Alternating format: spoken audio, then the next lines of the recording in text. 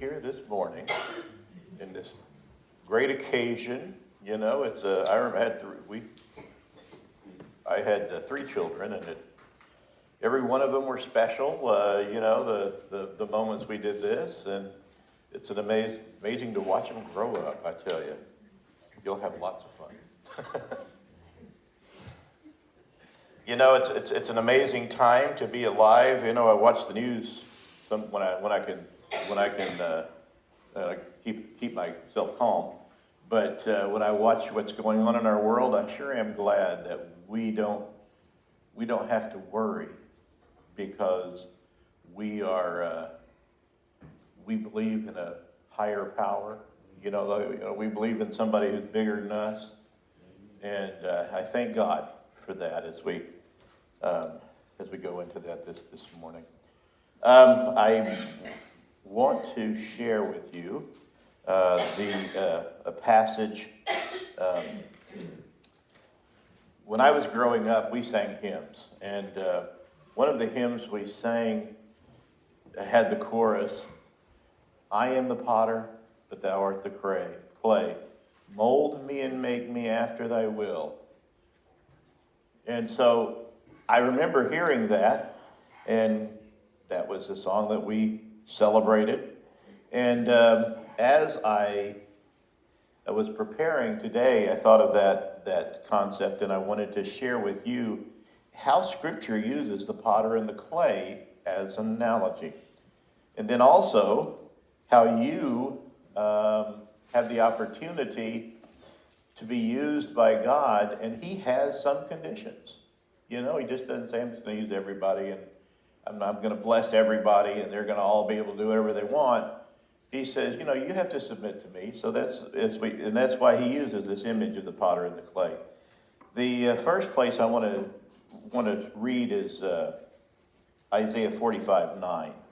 Isaiah 45:9 says, "Woe to those who quarrel with their maker, an earthenware vessel among the vessels of the earth. Will the clay say to the potter, 'What are you doing?' Or the thing you are making say, 'He has no hands'?" Isn't that an interesting? And then, of course, you have in Romans, Romans 9:20, but who you are, a human being, to talk back to God. Shall what is formed say to the one who formed it, 'Why did you make me this way?' Does not the potter have the right over the clay to make out of the same lump of clay some pottery for special purposes and some for common use?" So, one of my passions is to see people rise up to who God created them to be. And there's just so many people do not live the potential that they have as they were created. You know, they don't ever get into it. They somehow they put on masks and they wear them, and those masks keep them away from what God created them to actually accomplish. So He is the potter. Let's talk about that. Let's get our roles straight here. First, He is the potter. When I do this, sometimes I use a video, and there are potters all over the world. You know, there's different styles, I watch Japanese pottery where they make big, beautiful vases with all kinds of pictures. You can get rustic pottery, but they coat it inside, and they can tote water with it. You can see all kinds of potters, but there was a potter I found, and I could not believe his process. He made large pots, which is the amazing thing to me. I've never seen everything like it. But he started out with a lump of clay, and he started going down in. He started shaping it and going down into it and doing things, and all of a sudden he has a pot this big, and he's made it out of that lump of clay. And then he has these scratching objects, and he puts them on the edge, and he starts making patterns with the sticks, so they have a pattern on the outside. All from a wheel and all from clay. That's what we are. We're that lump of clay in the middle of a wheel.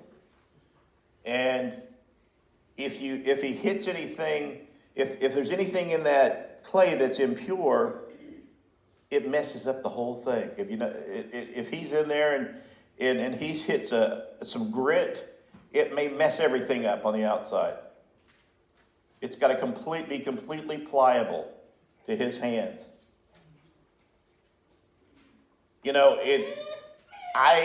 I can't imagine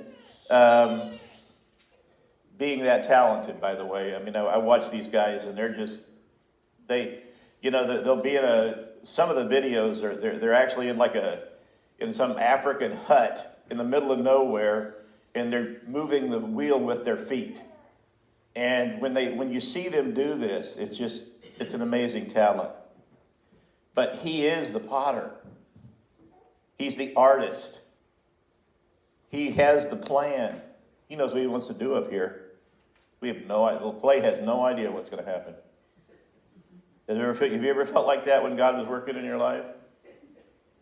You're the lump of clay there, and all of a sudden, God, what are you doing? I don't like the direction your hands are going here.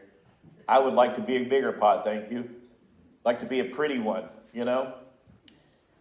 He has the perspective. He has the 3,000-foot perspective where he knows where your life is going to go. I saw this in a meme recently. He is the author. Quit trying to steal the pen. That's where we are sometimes. I want to take the pen. Lord, I want to write this chapter. Or just give me a couple of sentences, He buys a Tesla and lives in a big house and has lots of money. Can we just add that sentence in there? I wanted to add to the story. But, he doesn't give us that privilege. He says, you got to trust me. We are at his disposal to be shaped for what he needs. I would love to have some authority in my life sometimes, but that's not the role that we have. He is the potter, and the second statement, obviously, is we are the clay. We're the raw material. Does that make you feel good? We're the raw material, okay? And that's not to feel bad. I had enough moments in my life where I tried to be in charge. I'll surrender that to him, okay? Have you had those moments where you said, I'm in charge, and you look after it's all over and you look at the result and you go, it's not quite like I figured it out. I don't think I want to do that again. So we are the clay.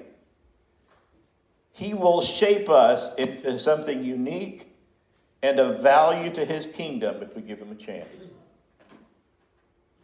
We won't just be valuable here. He's got a future and a hope out there if we let him do it. I don't care what your ideas are. I have lots of ideas. When I was a kid, I think the first thing I wanted to be was an astronaut. I'm glad I didn't do that, but I don't know that I could have ever done the math. But anyway, when I look at that, when I think back on my life, I've had different things I was interested in and different things I wanted to do. And I remember, because I was growing up around the Gemini and Apollo era.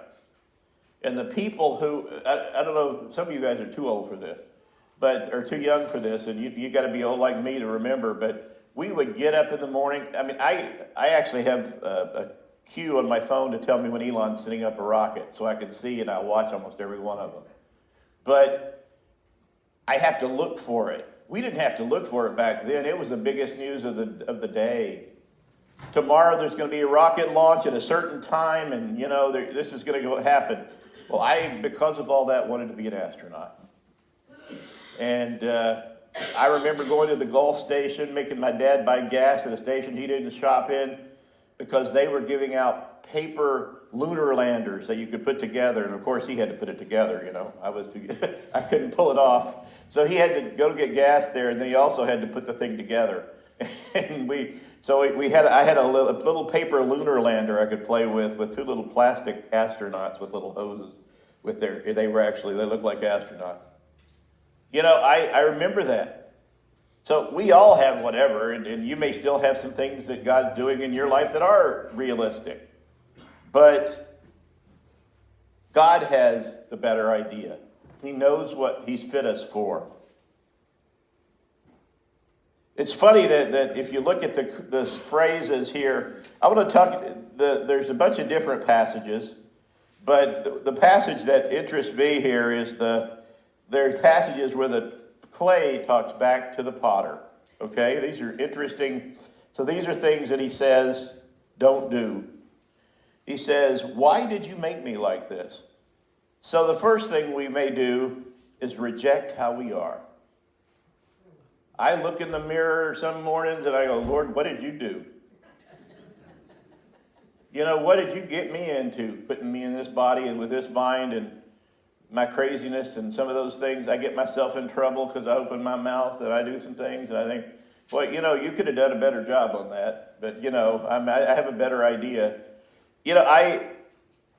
Why did you make me like this? We do not accept the real, authentic person that we are.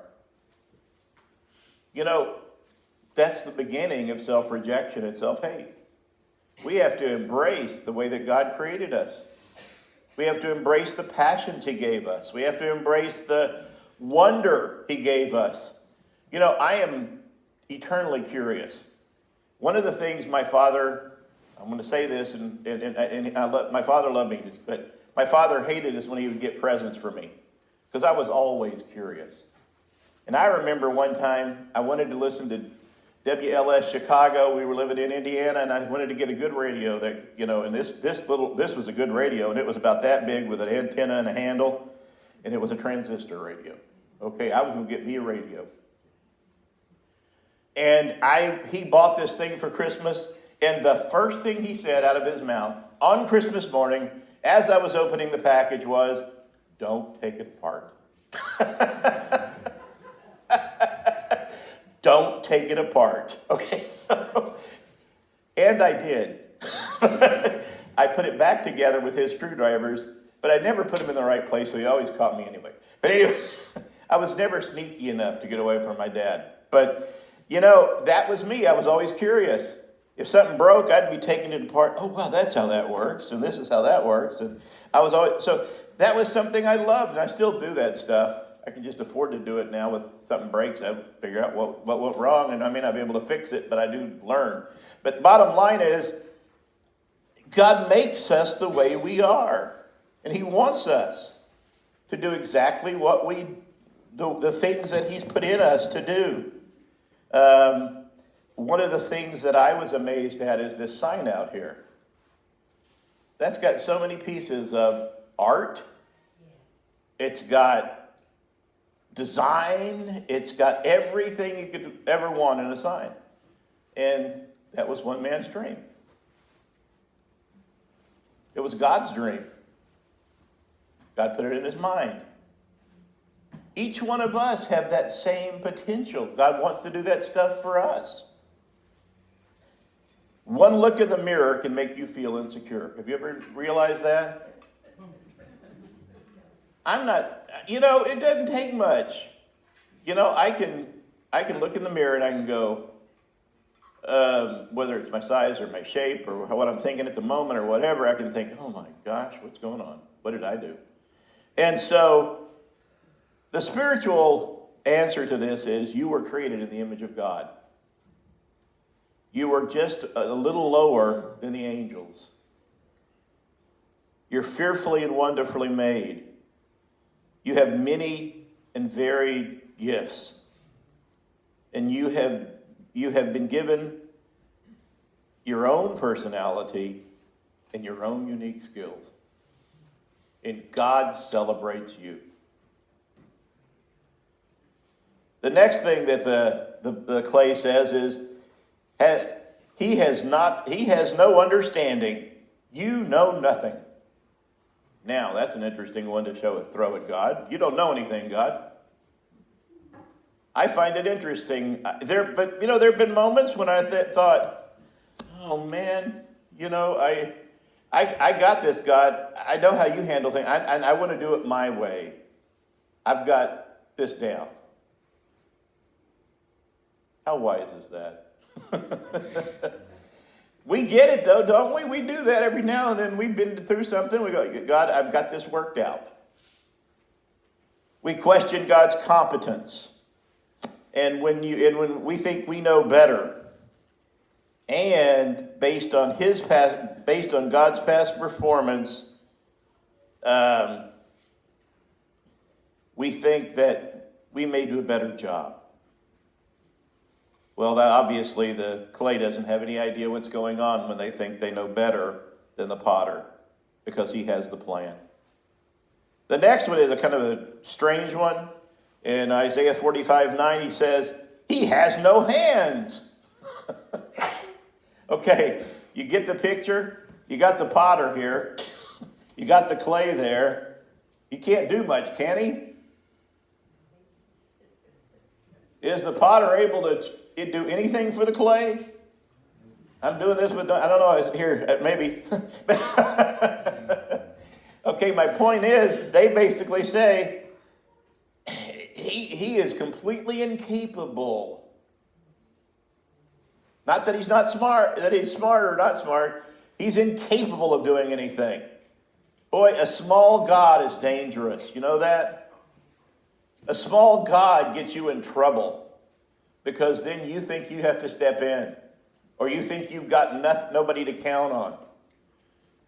There's a book out years ago that was called Your God is Too Small.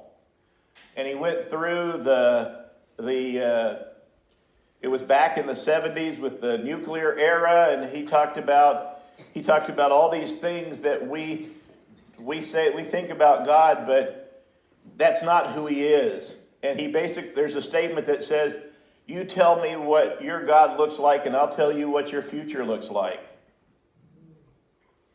If your God doesn't look big enough, then you're in trouble. Our God does have hands, I guess. I mean, he's not a man like us, doesn't have hands, but he can do stuff, right? He can do anything he wants.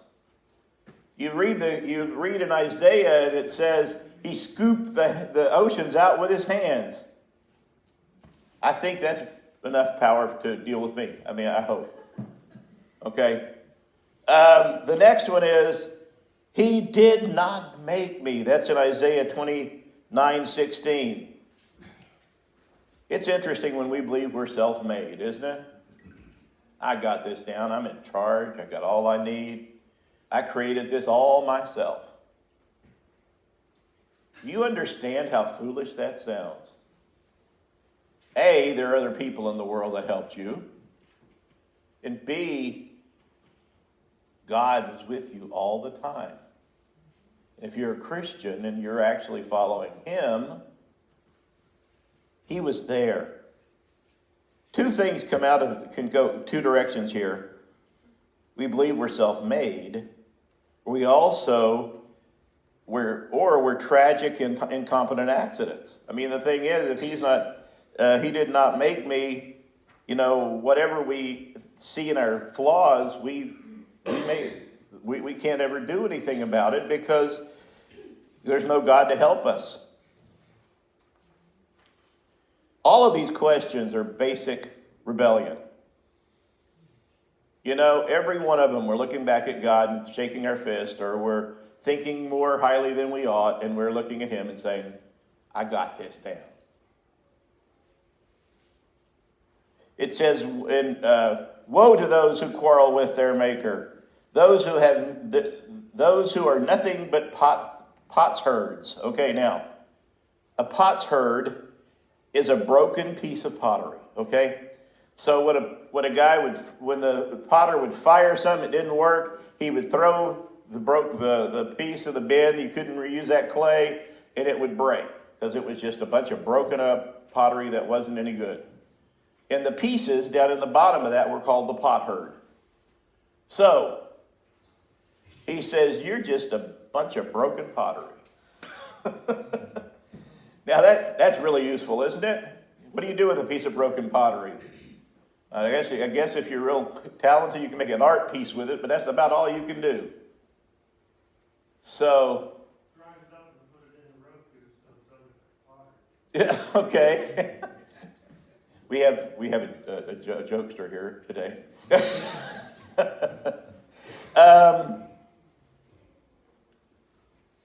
And finally, in Romans 9:20, it says, "Who are you, a human being, who talk back to God?" Now, let me say a couple of things here. I don't want to get away from the idea that God entertains honest questions, and your honest questions will never be turned away. Okay? Do you understand that? God's not got a whip out there and saying, you submit, you get down and kneel down, and I'm not going to let you even peep your head up. He is going to allow you to have honest questions. Even when you cry out in anger, or you cry out in in things you don't understand, he knows your pain, he knows your questions. He'll help you. But free will allows us to reject him and walk away. That's one of the things we believe in the Methodist Church is free will. We don't believe we're destined to make a choice. So you have a say in whether you're pliable clay or not. We cannot have the life he wants to give us if we do not submit to him. But he does not demand it. You know, it's your choice. There's a statement in Romans 9:21. Does the potter have the right to make out of the same lump of clay a pottery for special uses or for some common use? And obviously the two questions are, does he have the right to make what he wants? And what does he have the right to make it for the purpose he desires? You know, okay, here's a couple of things I thought of. You can tell I'm Southern when I get done with this. However God created you, he has a task and a mission for you. He wants you to experience satisfaction and fulfillment. That's the first thing to lay out here. The way he created you, you have to tap into it, learn about yourself, and you have to follow the way he created you. You can go another direction, but you're going to be eternally unsatisfied with whatever the outcome is because you haven't matched it up to your own talents. But you may be a gravy boat or you may be a crystal vase. I want to be a gravy boat, thank you. On Thanksgiving meal, you know, full of that good gravy. You can even cut up some of those gizzards in there if you want to. I want to be a gravy boat, okay? You may be a Tupperware cup or an A&W Frosty mug, okay? And when I was growing up, I would have wanted to be an A&W Frosty mug, wouldn't you? Anybody remember those? You'd go to there, they'd put a little thing on the side of your car, and you'd eat it. We thought that was amazing, eating in your car. Now it's like, does anybody else eat anywhere? You know? I mean, but we thought that was amazing because we would always sit at the table with all sitting around the table. So we'd they'd put it in the window, and sure enough, we'd get our Frosty mug. And we had, it was cheaper, of course, but we even had little cups for us and smaller kids. Boy, I tell you, we had our own size cups. You may be a serving plate on Sunday dinner, or you may be a basket at a diner. I'll be a basket at a diner any day of the week. Some of that stuff that comes in a basket with paper is some of the best food in the world. You know what I'm talking about? I love some fried okra, and I love some, you give me, I've even laughed, fried zucchini. You know how they bring it in a basket? Oh my gosh. You can tell I like food, right? Okay, anyway, you could look at me and tell that I haven't missed too many meals. However you were created, and for whatever purpose you were designed, to serve, You will find fulfillment if you discover and follow your gifts and your calling. He will bless you for being pliable and being aware. Okay?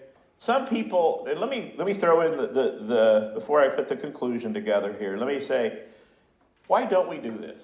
I'm going to throw this in because it's not here, but I just want to say it. We have lots of people who put expectations on us. Starts with our parents. Parents don't always put positive expectation, or the way we take it may not be positive. And so we try to become something our parents or somebody else or the world around us. We have to we have to become the person that God wants us to be. And as we get older, we need to pay attention and be self-aware. But I want to just say that there'll be a lot of people around you that want to fill in the blanks if you ever have a question, right? They'll say, well, what you need to do is, and you've heard this, what you need to do is get a job with the government. They have really good retirement money. You need to go work for the post office because, you know what? You get sick time really early and really fast. You need to go work for a hospital because they have really good insurance. Have you heard these things? Every one of us have heard these things, but you know what? That may not be where God has you to be. He may have a more exciting place for you to be. So what you need to do is pay more attention to God than all those people around you. And so as I close, I want to say that very clearly. A lot of us don't become or haven't become what God wants us to be because we pay attention to the voices around us. And there are plenty. If you can't find any, go on the internet. They'll tell you how to make money from home. So, there's so many pieces of advice to tell you how you ought to be. But God has the plan. And He wants to satisfy you and make you fulfilled and also eternally blessed in eternity. I'm going to conclude here. God knows what He is doing. This is just thoughts as I wrap it up. God knows what He is doing. Trust that. God knows us better than we know ourselves. You know that? God knows you much better than even your parents know you. Nobody knows you better than God. He created you.